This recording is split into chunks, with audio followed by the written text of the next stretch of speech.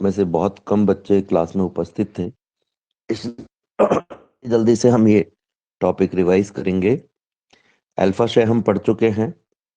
आज हम बीटा क्षय के बारे में पढ़ेंगे, बीटा कणों के गुणों के बारे में पढ़ेंगे। बीटा क्षय क्या है, बीटा कौन कौन से गुण होते हैं, ये आज हम समझने का प्रयास करेंगे। बीटा कण जो है वो दो प्रकार के होते हैं। एक बीटा कण जो ऋणावेशित इलेक्ट्रॉन की तरह होते हैं, जिन्हें हम नेगेटिव बीटा कण कह सकते हैं, और एक जो धनावेशित बीटा कण होते हैं, जिन्हें एक धनावेशित इलेक्ट्रॉन या पॉजिट्रॉन कहा जाता है। जब भी बीटा क्षय होता है तो या नेगेटिव बीटा कण यानी कि इलेक्ट्रॉन और पॉजिटिव बीटा कण यानी कि पॉजिटिव इलेक्ट्रॉन का उत्सर्जन होता है, क्षय होता है। नेगेटिव बीटा कण या पॉजिटिव बीटा कण नाभिक में नहीं होते हैं, नाभिकीय अभिक्रियाओं से प्राप्त होते हैं। सामान्यतः स्थायी अवस्था में नाभिक में नहीं होते हैं, नाभिक अभिक्रियाओं से प्राप्त होते हैं। इसलिए ये कहा जा सकता है कि नेगेटिव बीटा कण यानी इलेक्ट्रॉन नाभिक से निकलता है तो वो पूर्व में नाभिक में उपस्थित नहीं होता है। अब ये जो बीटा कण है, इनके क्या विशेष गुण है? और पॉजिटिव दोनों प्रकार के बीटा कणों पर जो आवेश होता है वो इलेक्ट्रॉन के आवेश के बराबर 1.6 गुणा 10 की घात माइनस का 19 कूलाम होता है। यदि ये नेगेटिव बीटा कण यानी नेगेटिव होगा, अगर ये पॉजिटिव बीटा कण है तो इसकी जो प्रकृति है वो धन होगी। यानी बीटा कणों पर जो आवेश है उसका परिमाण 1.6 इंटू 10 की घात माइनस 19 कूलाम है, लेकिन इसकी प्रकृति धनात्मक या ऋणात्मक हो सकती है। अगर धनात्मक बीटा कण है तो धनात्मक, ऋणात्मक बीटा कण है तो ऋणात्मक। इनका जो द्रव्यमान है वो इलेक्ट्रॉन के द्रव्यमान के लगभग बराबर 9.1 इंटू 10 की घात माइनस का 31 किलोग्राम होता है। यानी कि बीटा कण एक प्रकार से इलेक्ट्रॉन ही है, बीटा कण एक प्रकार से इलेक्ट्रॉन ही है। बीटा क्षय के कारण परमाणु के क्रमांक की अगर हम बात करें तो परमाणु का जो क्रमांक है वो या तो एक बढ़ जाता है या एक घट जाता है। इसका मतलब ये हुआ कि जब भी बीटा क्षय होगा तब एक प्रोटॉन चेंज हो जाएगा, चाहे तो वो उसकी संख्या बढ़ जाएगी और चाहे तो उसकी संख्या घट जाएगी। यानी प्रोटॉनों की संख्या में परिवर्तन हो जाता है। कितने से परिवर्तन होता है? एक से परिवर्तन होता है। यानी कि अगर पॉजिटिव बीटा कण है और किसी की परमाणु क्रमांक संख्या 48 है मान लीजिए, जब भी पॉजिटिव बीटा कण से निकलेगा तो इसकी जो परमाणु क्रमांक है उसमें एक की कमी आएगी, यानी कि 47 हो जाएगा। और जब भी नेगेटिव बीटा कण निकलता है तो ऐसी स्थिति में परमाणु क्रमांक एक बढ़ जाता है, 49 हो जाता है। बीटा कणों के निकलने पर एक परमाणु क्रमांक घट जाता है, नेगेटिव बीटा कणों के निकलने पर एक परमाणु क्रमांक बढ़ जाता है। नेगेटिव बीटा कणों के निकलने पर एक परमाणु क्रमांक जो है वो निकल जाता है, कम हो जाता, बढ़ जाता है। और पॉजिटिव बीटा कणों के बाहर निकलने पर परमाणु क्रमांक का मान एक, पॉजिटिव बीटा कण जब भी निकलेंगे तो परमाणु क्रमांक का मान एक घट जाएगा। क्योंकि बीटा कण आवेशित है, जब भी इसे विद्युत चुंबकीय क्षेत्र में रखा जाएगा या विद्युत क्षेत्र चुंबकीय क्षेत्र इस पर आरोपित किया जाएगा तो विद्युत कारण भी इनके पथ में परिवर्तन होता है। विद्युत क्षेत्र से आकर्षित अथवा प्रतिकर्षित हो सकते हैं। इसी प्रकार से चुंबकीय क्षेत्र में भी इन पर एक बल कार्य करता है जिसका मान Q V क्रॉस B होता है। विद्युत क्षेत्र में इन पर जो बल कार्य करता है उसका मान Q इंटू E होता है, और चुंबकीय क्षेत्र में इन पर जो बल कार्य करता है उसका मान Q V क्रॉस B होता है। यानी कि विद्युत और के दो प्रकार के क्षेत्रों में से गुजारे जाने पर ये अपने पथ में परिवर्तन कर लेते हैं, विक्षेपित हो जाते हैं। इन बलों के कारण बल इनके मार्ग को बदल देता है, तो ये कहा जा सकता है कि विद्युत और चुंबकीय क्षेत्र में विक्षेपित होते हैं। इसके साथ साथ इनका जो वेग है वो प्रकाश के वेग का 1% से 99% तक हो सकता है। यानी कि हम ये कह सकते हैं कि किसी भी अभिक्रिया में, नाभिकीय अभिक्रिया में जब बीटा कणों का उत्सर्जन होता है तो एक ही प्रकार की नाभिकीय अभिक्रियाओं से प्राप्त अलग अलग बीटा कणों का वेग भी अलग अलग हो सकता है, यानी बीटा कणों का वेग फिक्स नहीं है। अब यहां पर एक बहुत महत्वपूर्ण तथ्य निकल करके आएगा, आगे हम देखेंगे। इसके अलावा अगर हम बात करें बीटा कणों को किसी गैस से गुजारा जाए तो ये गैस का आयनन कर देते हैं, चूंकि आवेशित है, और जब भी आवेशित कण किसी गैस से होकर के पारित होते हैं तो विद्युत क्षेत्र के कारण, उत्पन्न चुंबकीय क्षेत्र के कारण और इनकी ऊर्जा के कारण उस गैस का ये आयनन कर देते हैं। इनकी जो आयनन क्षमता होती है वो गामा कणों की तुलना में या गामा किरणों की तुलना में 100 गुना तक होती है, जबकि बीटा कणों की तुलना में इनकी जो आयनन क्षमता है वो कम होती है। इनकी भेदन क्षमता अत्यधिक होती है, क्योंकि बीटा कण हल्के कण है इसलिए इनका वेग भी अधिक होता है, और वेग अधिक होने के कारण इनकी भेदन क्षमता का मान अत्यधिक होता है। इनकी भेदन क्षमता का मान अल्फा कणों की तुलना में 100 गुना अधिक होता है। आयनन क्षमता का मान गामा किरणों की तुलना में 100 गुना, और भेदन क्षमता का मान अल्फा कणों की तुलना में 100 गुना। यदि केवल अल्फा कण से हम इनकी तुलना करें तो इनकी जो आयनन क्षमता है वो एल से अल्फा कण से कम है, जबकि भेदन क्षमता जो है वो अल्फा कण से ज्यादा है। अगर इन्हें फोटोग्राफिक प्लेट पर आपतित कराया जाए तो ये फोटोग्राफिक प्लेट को प्रभावित करते हैं, यानी फोटोग्राफिक प्लेट पर कोई ना कोई इफेक्ट इनकी वजह से पड़ेगा। और किस प्रकार का इफेक्ट पड़ेगा तो इसको बताने के लिए यहाँ पर एक उदाहरण लिया गया है कि zinc sulphide, barium platinocyanide, calcium tungstate या विलेमाइट से बनी हुई जो फोटोग्राफिक प्लेट है का लेप लगी हुई जो फोटोग्राफिक प्लेट है, यदि उस पर आपतित कराया जाए तो ये प्रतिदीप्त उत्पन्न करते हैं, छोटी छोटी चिंगारियां उत्पन्न करते हैं, इसके साथ साथ चमकीला क्षेत्र बनाते हैं। और अगर हम इससे आगे चलें तो जब बीटा क्षय होता है तो बीटा क्षय में एक प्रोटॉन न्यूट्रॉन में या एक न्यूट्रॉन प्रोटॉन में एक प्रोटॉन न्यूट्रॉन में या एक न्यूट्रॉन प्रोटॉन में चेंज होता है। देखिए किस प्रकार से, ये प्रोटॉन है, मान लीजिए ये प्रोटॉन जब न्यूट्रॉन में चेंज होगा, प्रोटॉन जब न्यूट्रॉन में चेंज होगा तो ऐसी स्थिति में बीटा कण का निष्कासन होता है और पॉजिटिव बीटा कण निकलता है। पॉजिटिव बीटा कण जिसे इलेक्ट्रॉन कहा जा सकता है, तो हम इसे इस प्रकार से भी लिख सकते हैं कि एक प्रोटॉन जब न्यूट्रॉन में चेंज होता है तो एक पॉजिटिव बीटा कण का विघटन होता है, एक पॉजिटिव बीटा कण निकलता है। इसी प्रकार से जब एक न्यूट्रॉन प्रोटॉन में चेंज होता है तो एक नेगेटिव बीटा कण निकलता है, एक नेगेटिव बीटा कण जिसे इलेक्ट्रॉन कहते हैं। और इनके साथ साथ नेगेटिव बीटा कण के साथ में एक कण और निकलता है जिसे न्यूट्रिनो कहा जाता है, सॉरी एंटी न्यूट्रिनो कहा जाता है। और पॉजिटिव बीटा कण के साथ में एक कण और निकलता है जिसे न्यूट्रिनो कहा जाता है, एंटी न्यूट्रिनो, सॉरी पॉजिटिव के साथ में जो निकलता है कण उसे न्यूट्रिनो, और जो नेगेटिव बीटा कण के साथ में कण निकलता है उसे एंटी न्यूट्रिनो कहा जाता है। ये न्यूट्रिनो और एंटी न्यूट्रिनो क्या है इसके बारे में हम डिटेल में भी आगे समझेंगे। फिलहाल ये मान लीजिए कि इनके साथ में कोई ना कोई कण और निकल रहा है। शुरुआत में इस कण के बारे में कुछ भी पता नहीं था, कैसे इसके बारे में पता चला ये भी हम आगे देखेंगे। तो एक चीज जो यहाँ पर देखने वाली बात है कि इस पूरी प्रक्रिया में बीटा क्षय में या तो प्रोटॉन न्यूट्रॉन में या न्यूट्रॉन प्रोटॉन में चेंज हो रहा है। अब एक उदाहरण हम ले रहे हैं, मान लीजिए कि किसी पदार्थ में प्रोटॉनों की जो संख्या है वो है 50 और न्यूट्रॉनों की जो संख्या है वो है 60 सपोज। यानी इस हिसाब से हम देखें तो इस पदार्थ का जो परमाणु क्रमांक है Z, जो कि प्रोटॉनों की संख्या होती है, वो है 50। परमाणु क्रमांक तो हो गया 50।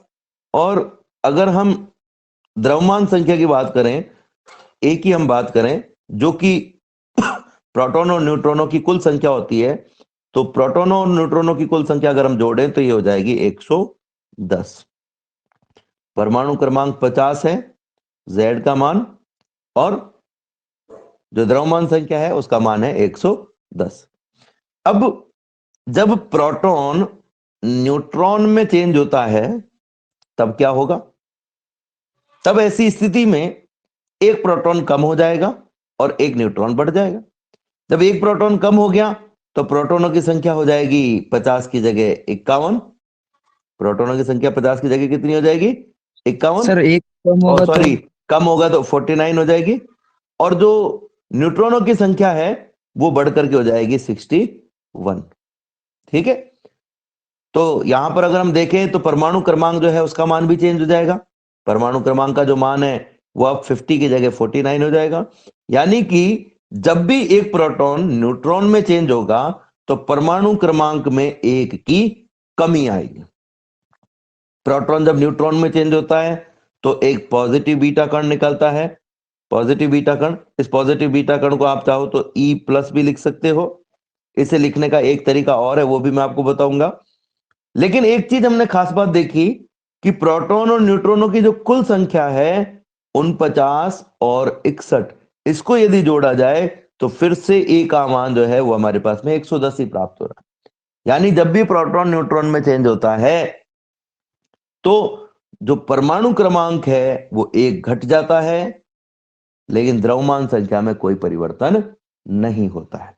इसको हम ऐसे भी कह सकते हैं, पॉजिटिव बीटा कणों के उत्सर्जन में प्रोटॉन न्यूट्रॉन में चेंज होता है, इससे परमाणु क्रमांक में एक की कमी आ जाती है, परंतु द्रव्यमान संख्या में कोई परिवर्तन नहीं होता।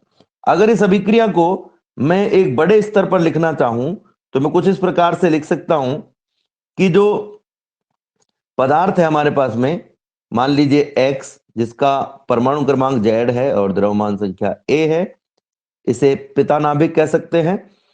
तो जैसे हमने अभी बात की कि परमाणु क्रमांक यानी प्रोटॉनों की संख्या 50 थी, न्यूट्रॉनों की जो संख्या थी वो 60 थी। जैसे ही प्रोटॉन न्यूट्रॉन में चेंज हुआ यानी पॉजिटिव बीटा कणों का उत्सर्जन हुआ, ये पॉजिटिव बीटा कण का उत्सर्जन हो गया, ठीक है। पॉजिटिव बीटा कण को E प्लस कह सकते हैं अपन, ये E प्लस कह दिया अपन ने इसको। तो पॉजिटिव बीटा कणों का जब उत्सर्जन हो रहा है तो ऐसी स्थिति में एक प्रोटॉन जो है वो न्यूट्रॉन में चेंज हो रहा है, यानी प्रोटॉनों की संख्या एक कम हो रही है। तो जो नया नाभिक बनेगा उसके लिए हम Z का मान अब Z नहीं लिख करके Z-1 लिखेंगे। लेकिन द्रव्यमान संख्या में कोई परिवर्तन नहीं हुआ है, इसलिए इसके लिए A ही लिखा जाएगा। तो द्रव्यमान संख्या A की A रह गई, परंतु परमाणु क्रमांक जो है वो एक कम हो गया। अब देखिए, जब इस समीकरण को संतुलित रूप में लिखा जाता है तो इसकी एक खास बात है कि ये जो नीचे लिखी गई संख्याएं हैं Z, यहां पर Z-1, और ये जो E निकल रहा है इसके साथ में जो नीचे लिखी गई संख्या है, जो भी संख्या लिखी जाएगी, इनका योग बराबर आना चाहिए। बराबर आना चाहिए मतलब लेफ्ट में और राइट में। तो राइट में अगर हम देखें तो नीचे लिखी हुई जो संख्या है वो है Z, और अगर लेफ्ट में Z है, राइट में अगर हम देखें तो एक संख्या तो है हमारे पास में Z-1, और मान लेते हैं ये जो A है इसके यहां पर X लिखा हुआ या A लिखा हुआ, ठीक है, तो इसको हमने A मान लिया। ये Z-1 को इस तरफ ले जाइए, लेफ्ट में ले जाइए, तो Z तो ऑलरेडी है, Z-1 को लेफ्ट में ले जाएंगे तो माइनस का Z हो जाएगा, और जो माइनस का 1 है वो प्लस का 1 हो जाएगा। तो ये A आ गया हमारे पास में, Z से Z कट गया, यानी A का मान आ गया 1। तो हम यहां पर क्या लिख सकते हैं, ये A के स्थान पर 1 लिख सकते हैं। पॉजिटिव बीटा कणों के लिए क्या लिख सकते हैं, A के स्थान पर 1, ठीक है। इसके साथ में अगर हम द्रव्यमान संख्या का भी संतुलन यहां पर देखें तो लेफ्ट में द्रव्यमान संख्या जो है वो लिखी गई है A, राइट में जो द्रव्यमान संख्या है वो भी लिखी गई है A। मान लीजिए इस E के ऊपर जो द्रव्यमान संख्या है उसको हम मान लेते हैं थोड़ी देर के लिए P, थोड़ी देर के लिए P मान लेते हैं, तो इसको हमने लिख दिया P। यहां पर A और P का योग, राइट में A और P का योग लेफ्ट में A के बराबर आना चाहिए, A से A कट गया तो हमारे पास में क्या आ गया, P बराबर 0। यानी कि E के ऊपर जो द्रव्यमान संख्या लिखी जाएगी वो लिखी जाएगी 0। E के ऊपर जो द्रव्यमान संख्या लिखी जाएगी वो लिखी जाएगी 0। तो संतुलन के लिए इस समीकरण को कुछ इस प्रकार से लिखा जा सकता है। यानी कि हम ये देख सकते हैं कि पॉजिटिव बीटा कण जो है उसको लिखने का एक तरीका हमारे पास में ये भी है, पॉजिटिव बीटा कणों को लिखने का तरीका एक ये भी है। लेकिन इसका मतलब ये नहीं है कि पॉजिटिव बीटा कणों का परमाणु क्रमांक 1 होता है। ये पॉजिटिव बीटा कणों का परमाणु क्रमांक नहीं है। ये यहां ऐसे लिखने का कारण एक तरीके ऐसे लिखने का कारण एक तरीके से ये है कि जो Z है उसको संतुलित करने के लिए, हम कहें आवेश को संतुलित करने के लिए, Z जो है वो एक प्रकार का आवेश यानी प्रोटॉन जो है वो एक प्रकार का आवेश है, तो आवेश के संतुलन के लिए ऐसे लिखा जाता है। अब मैंने ये क्यों कहा कि ये जो Z है वो इसका परमाणु क्रमांक नहीं है, यहां नीचे जो लिखा गया वो इसका परमाणु क्रमांक नहीं है, सबके लिए तो हम परमाणु क्रमांक मान रहे हैं। इसलिए क्योंकि अगर हम यहां पर ई के लिए ये संख्या देखें यानी ए का मान देखें तो ए का मान 0 है, ई के लिए यानी पॉजिटिव बीटा कणों के लिए। अब ए क्या होता है? प्रोटॉनों की संख्या प्लस न्यूट्रॉनों की संख्या। क्या प्रोटॉनों की संख्या कभी भी ऋणात्मक हो सकती है? हम कहेंगे नहीं। न्यूट्रॉनों की संख्या कभी भी ऋणात्मक हो सकती है? वो भी नहीं। इनका आवेश या इनकी कोई और दूसरे मान ऋणात्मक हो सकते हैं, लेकिन इनकी संख्या कभी भी ऋणात्मक नहीं हो सकती। तो इन दोनों का जो योग है, प्रोटॉनों की संख्या मान लेते हैं x, न्यूट्रॉनों की संख्या मान लेते हैं y, इसका योग अगर 0 आ रहा है और x और y दोनों पॉजिटिव हैं, तो ऐसा केवल तभी संभव है कि जब प्रोटॉनों की संख्या भी शून्य हो और न्यूट्रॉनों की संख्या भी शून्य हो। 0 + 0 = 0, यानी कि पॉजिटिव बीटा कण की द्रव्यमान संख्या 0 होने का अभिप्राय यह है कि इस पॉजिटिव बीटा कण में ना तो कोई न्यूट्रॉन है और ना ही कोई प्रोटॉन है। इसलिए इसे नाभिक नहीं कहा जा सकता। इसे हम कह सकते हैं नाभिक से निकला हुआ एक कण। नाभिक नहीं कह सकते, नाभिक से निकला हुआ एक कण कह सकते हैं, क्योंकि नाभिक में न्यूट्रॉन और प्रोटॉन होते हैं। तो पॉजिटिव बीटा कण नाभिक से निकलने वाला एक कण है जो नाभिक की अभिक्रियाओं में प्रोटॉन के न्यूट्रॉन में परिवर्तन से प्राप्त होता है। तो हमने देखा पॉजिटिव बीटा कण को कैसे लिखा जाता है। अब अगर हम नेगेटिव बीटा कण की बात करें तो नेगेटिव बीटा कण में क्या होता है? न्यूट्रॉन जब प्रोटॉन में चेंज होता है तो एक नेगेटिव बीटा कण निकलता है। इसको भी उदाहरण से देख लेते हैं। मान लीजिए प्रोटॉनों की संख्या 50 थी, न्यूट्रॉनों की संख्या 60 थी। एक न्यूट्रॉन प्रोटॉन में चेंज हुआ तो न्यूट्रॉनों की संख्या कम हो गई, 59 हो गई। प्रोटॉनों की संख्या हो गई, एक बढ़ गई, 51 हो गई। यानी कि अगर मैं समीकरण को इस प्रकार से लिखूं कि x के लिए z का जो मान है यानी परमाणु क्रमांक जो है वो z है और द्रव्यमान संख्या a है, तो इससे जब भी नेगेटिव बीटा कण निकलेगा तब p यानी प्रोटॉनों की संख्या में 1 की वृद्धि हो जाएगी। प्रोटॉनों की संख्या को हम परमाणु क्रमांक कहते हैं, यानी परमाणु क्रमांक z की जगह हो जाएगा zy + 1। और जैसे ही परमाणु क्रमांक चेंज हुआ एक नया नाभिक प्राप्त होगा। लेकिन द्रव्यमान संख्या की अगर हम बात करें तो द्रव्यमान संख्या 50 और 60 पहले भी 110 थी और अब 51 और 59 अब भी 110 है, यानी द्रव्यमान संख्या अभी भी a है। यहां पर भी हम संतुलन से नेगेटिव बीटा कण के लिए भी परमाणु क्रमांक जैसी कोई चीज जो लिखने का तरीका है वो ज्ञात कर सकते हैं। अगर हम नेगेटिव बीटा कण को कुछ इस प्रकार से लिखें कि ये इसका z और a है, तो z का मान जो है नेगेटिव बीटा कण के लिए कितना होना चाहिए, तो ये यहां से निकाला जा सकता है। z की जगह मैं इसे कोई और संख्या लिख देता हूं, मैं इसे लिख देता हूं p और इसे मैं लिख देता हूं q। ठीक है, तो यहां मान लीजिए लिखा हुआ है p और यहां लिखा हुआ है q। मुझे p की वैल्यू चाहिए, तो संतुलन की अवस्था में हम क्या कहेंगे कि लेफ्ट साइड में ये जो नीचे संख्या लिखी हुई है परमाणु क्रमांक z, इसका मान राइट में जो दोनों लिखे हुए हैं नाभिक या नाभिक के कण, उनके लिए इस संख्या के योग के बराबर होना चाहिए। तो एक के लिए z + 1 हो गया और दूसरे के लिए हो गया p। z से z कैंसिल, 1 को दूसरी तरफ ले जाओ तो p का मान हो गया -1। यानी कि हम e के लिए जब इसे प्रतीकात्मक रूप से लिखेंगे p को, तो p को हटा के हम क्या लिख सकते हैं? -1। ठीक है, इसी प्रकार से अगर मैं इस नेगेटिव बीटा कण के लिए ऊपर जो q हमने लिखा है इसका मान निकालना चाहे तो हम कहेंगे लेफ्ट में है a, राइट में है a और q। एक पर a है एक पर q है, a से a कैंसिल हो गया तो q बराबर हो गया 0। यानी कि जो नेगेटिव बीटा कण है उसके लिए भी a का मान 0 है। दो बातें यहां से हमें पता चली है। जब पॉजिटिव बीटा कण निकलता है तो भी द्रव्यमान संख्या में कोई परिवर्तन नहीं होता है, और जब नेगेटिव बीटा कण निकलता है तो भी द्रव्यमान संख्या में कोई परिवर्तन नहीं होता है। पिता नाभिक और पुत्री नाभिक, इन दोनों का जो द्रव्यमान संख्या है वो बराबर होती, द्रव्यमान संख्या बराबर होती। लेकिन जब भी पॉजिटिव बीटा कण निकलता है तो एक परमाणु क्रमांक जो है वो घट जाता है। पुत्री नाभिक का परमाणु क्रमांक पिता नाभिक से कम होता है, जबकि जब एक नेगेटिव बीटा कण निकलता है तो नेगेटिव बीटा कण निकलने पर परमाणु क्रमांक का मान 1 बढ़ जाता है। अब मैंने आपको पहले कहा था, थोड़ी देर पहले, कि ये जो संख्या हम नीचे लिख रहे हैं इस बीटा कण के लिए, ये इसका परमाणु क्रमांक नहीं है। हालांकि संतुलन से हम परमाणु क्रमांक जैसा ही कोई पद निकाल रहे हैं, लेकिन परमाणु क्रमांक क्यों नहीं है? तो इसका एक प्रूफ ये भी है कि नेगेटिव बीटा कण में से लिखा जाता है -10। परमाणु क्रमांक यानी प्रोटॉनों की संख्या, अगर हम इसे परमाणु क्रमांक मानते तो प्रोटॉनों की संख्या होती है जो कि -1 है, जो कि संभव नहीं है। तो ये जो -1 है ये बता रहा है कि माइनस यानी नेगेटिव प्रकृति का एक इलेक्ट्रॉन के बराबर आवेश है। तो पॉजिटिव बीटा कण और नेगेटिव बीटा कणों के क्षय में कुछ इस प्रकार की प्रक्रियाएं होती।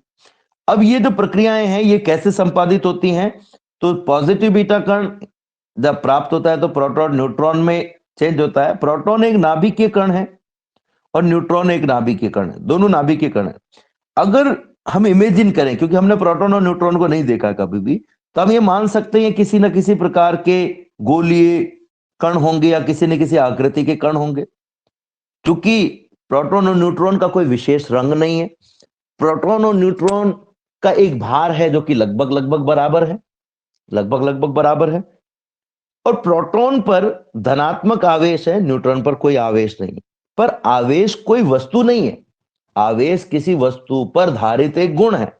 यानी प्रोटॉन पर ये जो आवेश है ये इस प्रोटॉन का गुण है। जब प्रोटॉन न्यूट्रॉन में चेंज होता है तो इसका मतलब प्रोटॉन से गुण चला गया है, और प्रोटॉन से गुण चला गया है तो ये एक ऐसा नाभिकीय कण बन गया है जिस पर कोई आवेश अब नहीं है। ऐसा नाभिकीय कण जिस पर कोई आवेश नहीं है वो न्यूट्रॉन हो सकता है। इसलिए हम ये कहते हैं कि प्रोटॉन न्यूट्रॉन में चेंज हो गया, प्रोटॉन न्यूट्रॉन में चेंज हो गया। इसको एक और तरीके से हम ले लेते हैं। मान लीजिए कि आपके पास में एक टेबल है।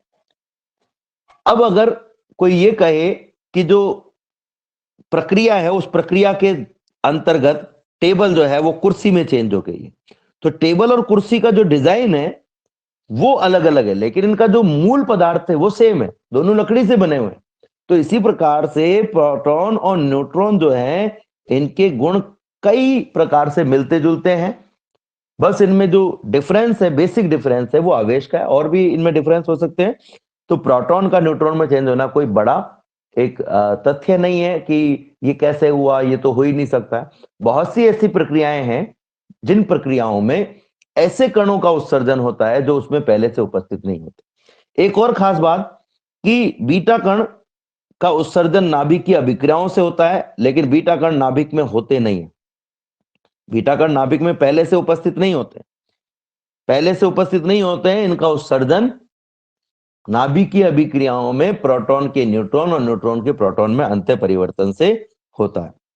क्योंकि बीटा कण एक प्रकार का इलेक्ट्रॉन है, तो शुरुआत में जब बीटा कण की खोज की गई तो ये भी एक तथ्य माना गया कि जो इलेक्ट्रॉन है वो भी नाभिक में रहते हैं, लेकिन इस मिस्ट्री को सुलझाना बहुत मुश्किल हो रहा था कि इलेक्ट्रॉन कैसे नाभिक में रह सकता है। तब ये एजम्पशन माना गया कि जो इलेक्ट्रॉन यानी नेगेटिव बीटा कण है जो नाभिक से निकला है वो एक्चुअल में नाभिक में नहीं है, नाभिक की अभिक्रियाओं से प्राप्त हुआ है। यानी कि इलेक्ट्रॉन का नाभिक में अस्तित्व नहीं है। नाभिक की अभिक्रियाओं से जब भी इलेक्ट्रॉन प्राप्त होगा तो बीटा कण के रूप में शहीद हो जाएगा, विघटित हो जाएगा, निकल जाएगा, उत्सर्जित हो जाएगा। अब इससे आगे अगर हम चलें तो एक और प्रकार का क्षय है जिसे हम कहते हैं गामा क्षय। गामा क्षय को गामा किरण क्षय भी कहा जाता है, गामा विकिरण क्षय भी कहा जाता है, और गामा कण क्षय भी कहा जाता है। अभी गामा कण, गामा किरण या गामा विकिरण क्या है? तो पहले हम इसके गुणधर्मों की बात करें तो गामा किरणें जो हैं वो नाभिक से निकलने वाली उच्च आवृत्ति की और निम्न तरंग धेरे वाली उच्च ऊर्जा की तरंगे होती हैं। उच्च ऊर्जा की तरंगे हैं। ये जो तरंगे हैं ये उस अवस्था में प्राप्त होती हैं जब किसी भी नाभिक से अल्फा कणों का क्षय या बीटा कणों का क्षय हो, तो इस क्षय से प्राप्त ऊर्जा, जैसे हमने अल्फा कणों के क्षय में देखा था कि ऊर्जा का मान होता है mx minus M Y minus M alpha into C square.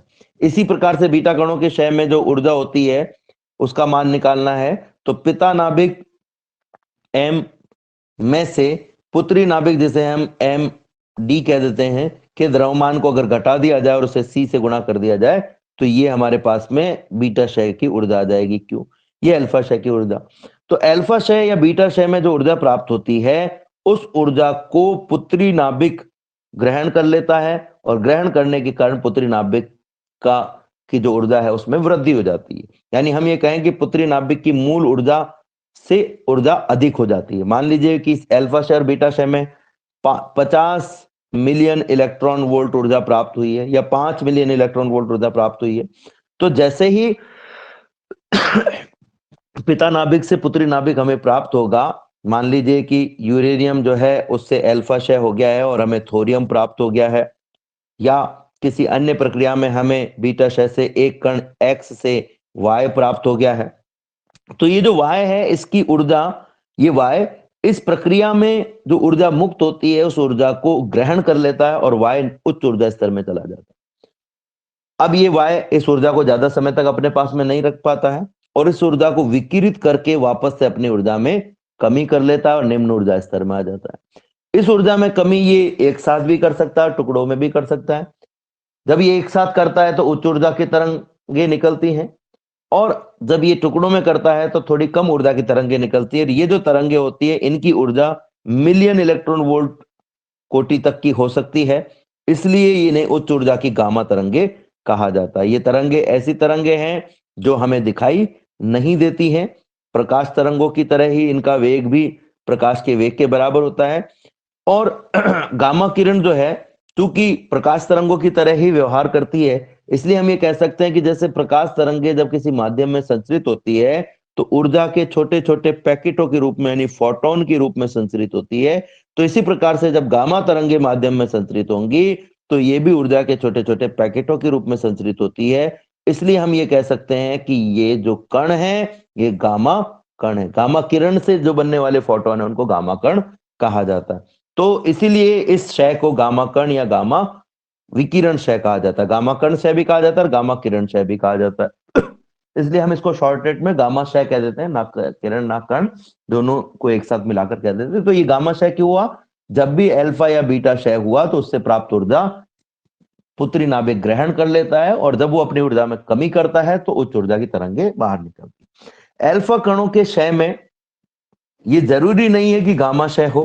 Alpha कणों का क्षय जब होगा तो उस ऊर्जा को अल्फा कण भी ग्रहण करते हैं, उस ऊर्जा को पुत्री नाभिक भी ग्रहण करते हैं। अल्फा कण उस ऊर्जा के एक बहुत बड़े भाग को ग्रहण कर लेते हैं, इसलिए अल्फा क्षय में बहुत कम चांसेस में गामा क्षय होता है। लेकिन बीटा क्षय अगर हुआ है तो गारंटी के साथ में गामा किरणों का भी क्षय होगा, क्योंकि बीटा क्षय में अधिकांश ऊर्जा पुत्री नाभिक ग्रहण कर लेता है।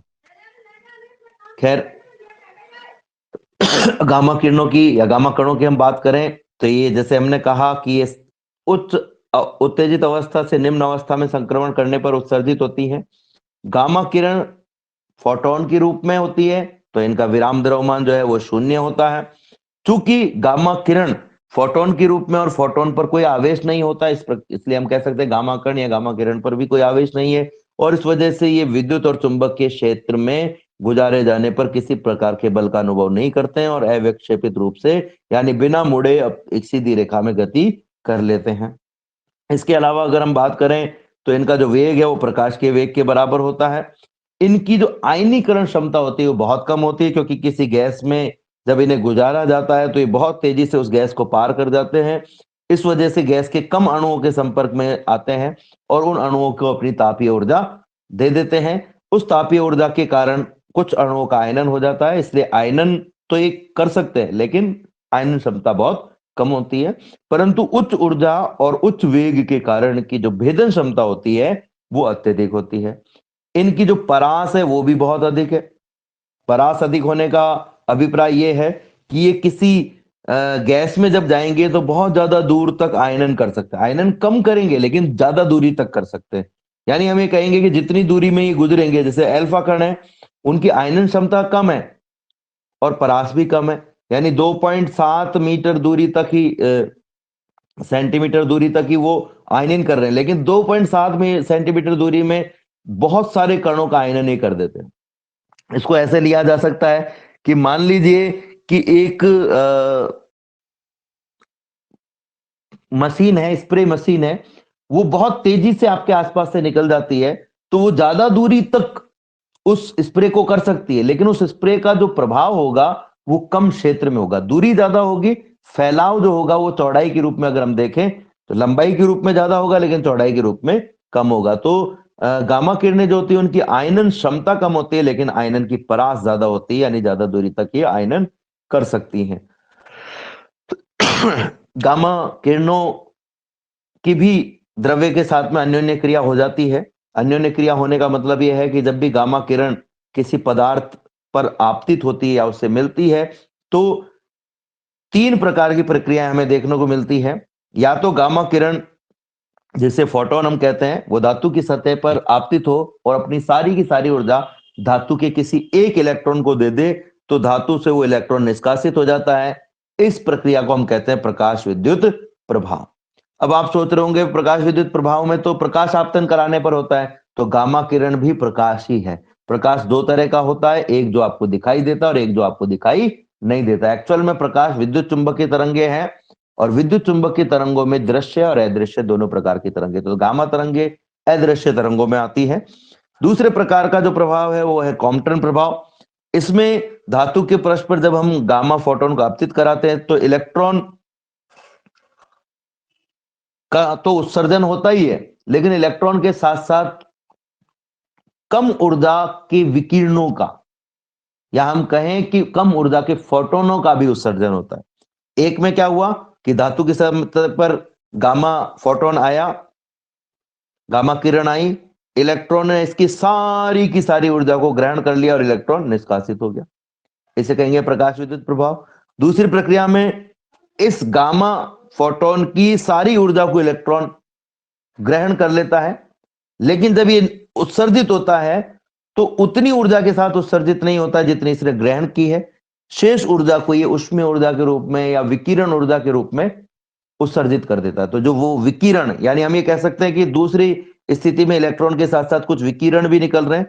इन विकिरणों को प्रकाश विकिरण या फोटोन कहा जा सकता है। इसलिए हम कहेंगे कॉम्पटन प्रभाव में कि उच्च ऊर्जा के फोटोनों के साथ में उच्च ऊर्जा की गामा किरणें जब इलेक्ट्रॉन पर आपतित होती हैं तो फोटोन का भी उत्सर्जन होता है और इलेक्ट्रॉन का भी उत्सर्जन होता है।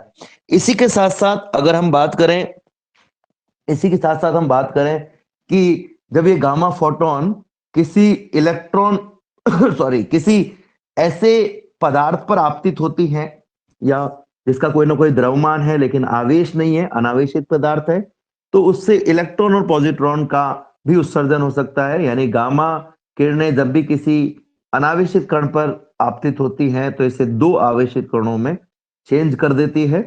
कभी कभी ऐसा होता है, इसे युग्म उत्पादन कहा जाता है। इसे युग्म उत्पादन कहा जाता है, इसलिए कहा जाता है कि गामा किरण जो है वो पॉजिट्रॉन और नेगाट्रॉन यानी पॉजिट्रॉन यानी कि पॉजिटिव इलेक्ट्रॉन और नेगेटिव इलेक्ट्रॉन में चेंज हो जाते हैं। लेकिन ये गामा किरण नहीं हुई है। ये गामा किरण जब अपनी ऊर्जा किसी अनावेशित कण को देगी तो वो दो आवेशित कणों में रूपांतरित हो जाता है। टूटने पर 2 आवेशित कण प्राप्त होते हैं। इसके अलावा बीटा क्षय में एक और प्रक्रिया होती है जिसे इलेक्ट्रॉन प्रग्रहण कहा जाता है। ये थोड़ा सा डिटेल में हम देख सकते हैं। अल्फा क्षय के बारे में हम पढ़ चुके हैं, बीटा क्षय के बारे में हम देखेंगे यहाँ डिटेल में एक बार फिर से। जब भी किसी नाभिक से किसी इलेक्ट्रॉन या पॉजिट्रॉन का उत्सर्जन होता है तो उसे बीटा क्षय कहते हैं, हम पहले ही बता चुके हैं। बीटा क्षय में या तो न्यूट्रॉन, नेगेटिव बीटा क्षय में न्यूट्रॉन प्रोटॉन में परिवर्तित होता है जिससे परमाणु क्रमांक 1 बढ़ जाता है, और पॉजिटिव बीटा क्षय में इसका उल्टा होता है। पॉजिटिव बीटा क्षय में इसका उल्टा होता है। इस अभिक्रिया को अभी हमने देखा था, कुछ इस प्रकार से लिखा था, एक्स जेड ए, जेड का मान 1 बढ़ जाएगा। अगर हम यहाँ पर ऊर्जा निकालना चाहें तो इस एक्स की जो ऊर्जा है, एक्स का जो द्रव्यमान है उसमें से वाई का द्रव्यमान घटा दीजिए और इसको सी से गुणा कर दीजिए, तो आइंस्टीन के द्रव्यमान ऊर्जा तुल्यता संबंध से इसकी ऊर्जा ज्ञात की जा सकती है। इसी प्रकार से नेगेटिव बीटा कण के साथ में पॉजिटिव बीटा क्षय जब होता है तो प्रोटॉन न्यूट्रॉन में चेंज होता है, ये हम पढ़ चुके हैं। और इसमें साथ में एक कण न्यूट्रिनो का भी उत्सर्जन होता है, उसकी भी हम चर्चा करेंगे। लेकिन एक चीज ये है कि नेगेटिव बीटा क्षय में जो परमाणु क्रमांक है उसका मान 1 बढ़ जाता है, और जो पॉजिटिव बीटा क्षय है उसमें परमाणु क्रमांक का मान 1 घट जाता है। बाई मिस्टेक यहाँ बढ़ जाता है लिखा हुआ है, घट जाता है। द्रव्यमान संख्या का मान दोनों में ही अपरिवर्तित रहता है, द्रव्यमान संख्या का मान परिवर्तित नहीं होता है। अब ये जो पॉजिटिव बीटा क्षय और नेगेटिव बीटा क्षय है, कभी कभी एक और प्रक्रिया के द्वारा होता है जिसे इलेक्ट्रॉन प्रग्रहण कहा जाता है। इसमें क्या होता है, नाभिक अपने पास वाली कक्षा के किसी इलेक्ट्रॉन को ग्रहण कर लेता है, और ग्रहण करने के बाद में प्रोटॉन से जब ये इलेक्ट्रॉन क्रिया करता है तो जो प्रोटॉन है वो न्यूट्रॉन में चेंज हो जाता है। इसके साथ साथ एक अनावेशित कण और निकलता है जिसे न्यूट्रिनो कहा जाता है। न्यूट्रिनो के बारे में भी हमने ढंग से नहीं पढ़ा, इसलिए अब इस पर हम चर्चा नहीं करेंगे। तो पॉजिटिव बीटा कण दो तरीके से निकल सकता है, एक प्रोटॉन किसी अन्य प्रकार से ऊर्जा ग्रहण करके न्यूट्रॉन में चेंज हो जाए, या न्यूट्रॉन प्रोटॉन में चेंज हो जाए, और दूसरा कि कोई भी इलेक्ट्रॉन को जो नाभिक के समीप वाली कक्षा है उससे प्रोटॉन इस न्यूट्रॉन में चेंज हो जाए। इलेक्ट्रॉन प्रग्रहण में प्रोटॉन न्यूट्रॉन में चेंज हो सकता है, लेकिन न्यूट्रॉन प्रोटॉन में चेंज नहीं हो सकता है, यानी केवल एक प्रक्रिया हो सकती है। इलेक्ट्रॉन प्रग्रहण में केवल और केवल पॉजिटिव बीटा कण निकल सकते हैं, नेगेटिव बीटा कण नहीं निकल सकते। सॉरी, इलेक्ट्रॉन प्रग्रहण में पॉजिटिव और नेगेटिव बीटा कण नहीं निकलते हैं। ये एक ऐसी अभिक्रिया है जिसमें प्रोटॉन न्यूट्रॉन में तो चेंज हो रहा है, लेकिन किसी प्रकार की कोई बीटा कण का उत्सर्जन नहीं हो रहा है। तो इलेक्ट्रॉन प्रग्रहण में बीटा कणों का उत्सर्जन नहीं होगा, लेकिन प्रोटॉन न्यूट्रॉन में चेंज हो जाएगा। अगर बिना इलेक्ट्रॉन को ग्रहण किए कोई प्रोटॉन न्यूट्रॉन में चेंज हो तो समझ लीजिए बीटा कण का उत्सर्जन होगा। यदि प्रोटॉन इलेक्ट्रॉन को ग्रहण करने के बाद में न्यूट्रॉन में चेंज हो तो किसी प्रकार के बीटा कण का उत्सर्जन नहीं होगा। ये दोनों में बेसिक अंतर है, इलेक्ट्रॉन कैप्चर यानी इलेक्ट्रॉन प्रग्रहण और बीटा क्षय में ये मूल अंतर है। दोनों में प्रोटॉन न्यूट्रॉन में चेंज हो रहा है। बीटा क्षय में तो क्या हो रहा है, जब प्रोटॉन न्यूट्रॉन में चेंज हो रहा है तो बीटा कण का उत्सर्जन हो रहा है, लेकिन इलेक्ट्रॉन प्रग्रहण में जब प्रोटॉन इलेक्ट्रॉन से अभिक्रिया करता है तो ये न्यूट्रॉन में चेंज हो जाता है। दोनों में ही प्रोटॉन में न्यूट्रॉन में चेंज हो रहा है, प्रोटॉन से न्यूट्रॉन में चेंज, लेकिन एक में बीटा कण निकल रहा है और दूसरे में बीटा कण नहीं निकल रहा है, दूसरे में इलेक्ट्रॉन का कैप्चर हो रहा है। तो ये हमने यहां पर देखा।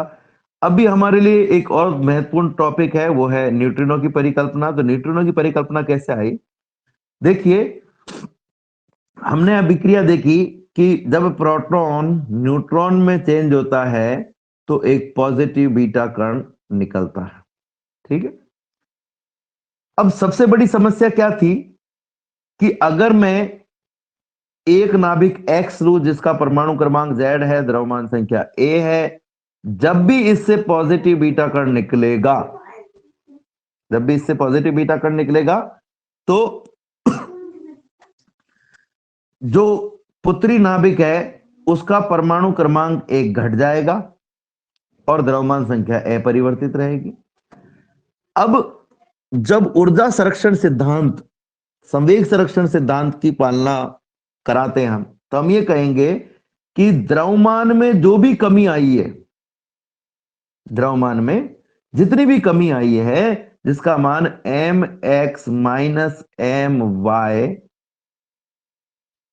इंटू सी स्क्वायर के रूप में हो सकता है, या अन्य कोई समीकरण से प्राप्त किया जा सकता है, तो जो ऊर्जा प्राप्त हुई है उसका या तो कुछ भाग बीटा कण को मिलना चाहिए या फिर कुछ भाग y को मिलना चाहिए, या संपूर्ण भाग y को मिलना चाहिए या संपूर्ण भाग बीटा कण को मिलना चाहिए। पर चूंकि अभिक्रिया एक जैसी है, यह अभिक्रिया एक जैसी है, इसका मतलब यह हुआ कि हर बार जो ऊर्जा मुक्त होगी उसका एक निश्चित भाग ही बीटा कण को मिलना चाहिए। इसका मतलब ये अभिक्रिया जब भी संपादित होगी तो बीटा कण को जो निश्चित भाग मिलेगा ऊर्जा का, उसके हिसाब से बीटा कण का जो वेग है वो भी कांस्टेंट होना चाहिए। बार बार एक ही वेग के, एक ही ऊर्जा के बीटा कण उत्सर्जित होने चाहिए। लेकिन यह देखा गया है कि एक ही प्रकार की नाभिकीय अभिक्रियाओं में भिन्न भिन्न ऊर्जा के बीटा कणों का उत्सर्जन होता है। तो ये जो दिक्कत आ रही थी कि ऊर्जा का जो मान है वो बराबर नहीं आ रहा है, जो संवेग का मान है, कोणीय संवेग का मान, वो बराबर नहीं आ रहा है लेफ्ट साइड में राइट साइड में।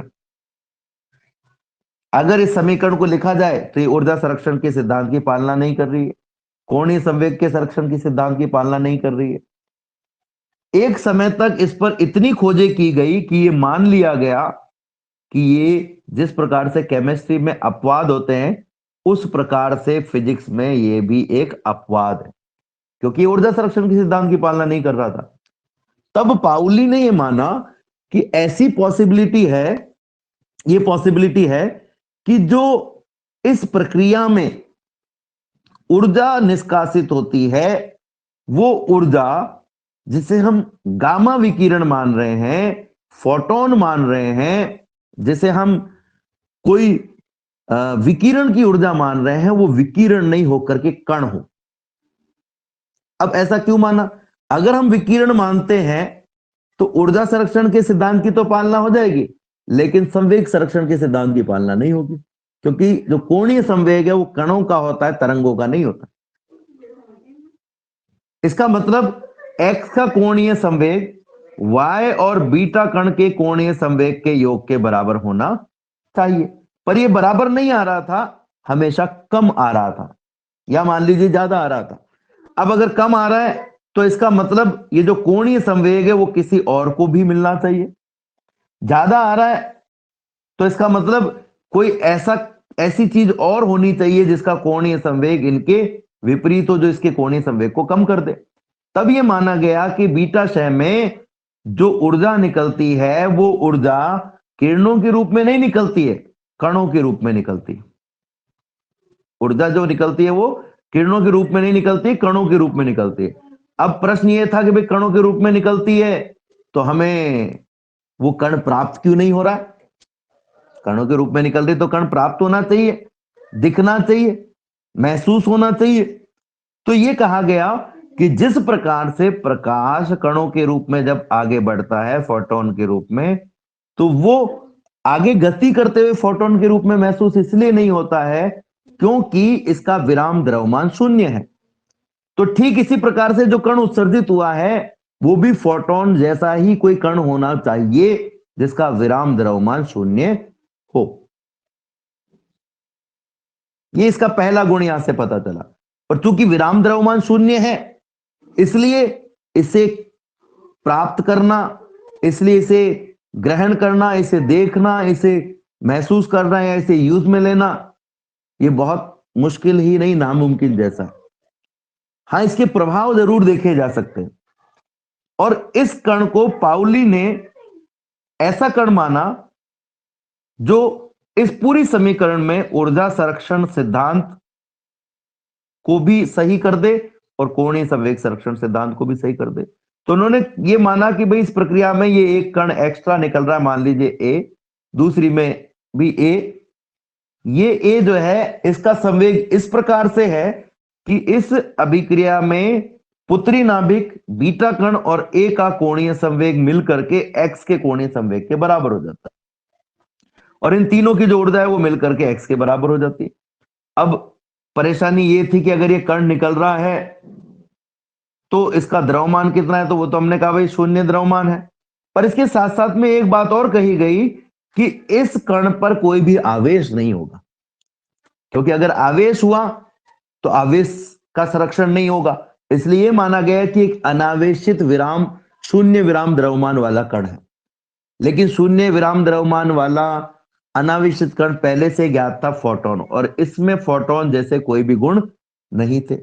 इसलिए नहीं थे क्योंकि अगर ये फोटोन है तो इस ऊर्जा, जिसे ऊर्जा माना जा रहा था, ये तरंग के रूप में भी कभी कभी गति करना चाहिए, क्योंकि फोटोन तो प्रकाश का वो कण है जो माध्यम में गति करते हुए जब किसी पदार्थ से टकराता है तो कभी तरंग की तरह व्यवहार करता है और कभी कण की तरह।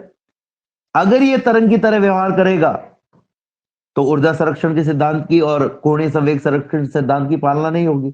यानी एक ऐसा फोटोन होना चाहिए या फोटोन जैसा ऐसा कण होना चाहिए जो हमेशा कण ही रहे, तरंग की तरह व्यवहार नहीं करे, जिस पर आवेश नहीं हो। अब ऐसा कण पहले से ज्ञात था जिस पर आवेश नहीं है, उसका नाम था न्यूट्रॉन, न्यूट्रल प्लस ऑन।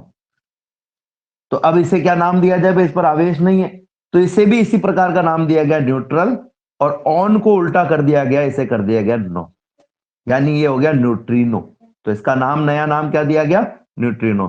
तो ये जो खोज है न्यूट्रिनो, ये तब हुई थी जब बीटा कण, बीटा क्षय के बारे में पता लगाया जा रहा था, और ये माना गया कि बीटा क्षय में एक कण और निकलता है जिसे हम न्यूट्रिनो या एंटी न्यूट्रिनो कहते हैं। और ये न्यूट्रिनो और एंटी न्यूट्रिनो जो है वो, इसका जो कोणीय संवेग है वो इस समीकरण के कोणीय संवेग को संतुलित कर देता है। इसकी जो ऊर्जा है वो इस समीकरण की ऊर्जा को संतुलित कर देती है। जब भी पॉजिटिव बीटा कण निकलता है तो उसके साथ में न्यूट्रिनो निकलता है, और जब नेगेटिव बीटा कण निकलता है तो उसके साथ में एंटी न्यूट्रिनो निकलता है। एंटी न्यूट्रिनो और न्यूट्रिनो में सिर्फ इतना सा अंतर है कि एक का चक्रण दूसरे के विपरीत है, या एक का कोणीय संवेग दूसरे के विपरीत है।